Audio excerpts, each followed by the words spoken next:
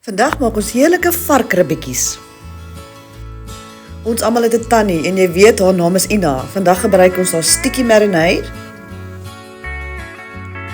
koriander en Cape Herb Spice se Portugese peri peri. Varkribbetjies, ek verkies die pork loin en nie die sperrib nie.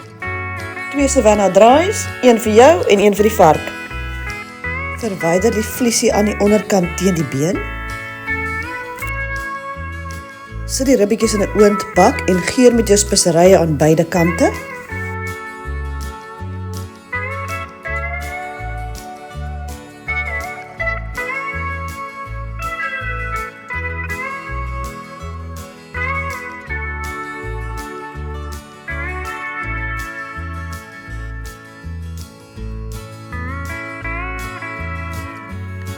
Gooi nou jou Savannah ook by. Maak die vleis toe met foelie en bak vir 'n uur teen 160 grade. As 'n bykos maak ek mielies wat ook in foelie saam met die ribs in die oond kan gaan. Na 'n uur haal ons die ribs uit. Nou verf ons dan die Ina se marinade op. Terug in die oond vir 30 minute op 180 grade sonder die foelie. Geslaai koop ons 'n pakkie gemengde kool. Voeg daarby spriet-eie,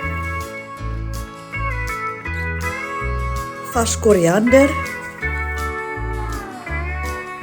2 of 3 brandrussies vir 'n bietjie skop,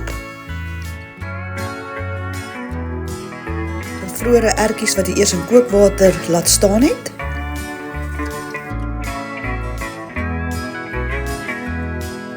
een paar sugar snaps,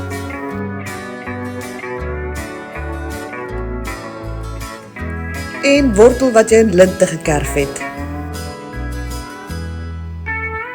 Meng dit alles goed saam. As jy gelukkig is om ponzu ergens te kry, is dit lekker, anders dan wys ek vir jou 'n alternatief. Indien jy nie ponzu kan kry nie, meng jy net 3 eetlepels sojasous met 3 eetlepels rysasy. Na 30 minute kan jy jou ribbetjies uit die oond uithaal en maak reg om op te dien.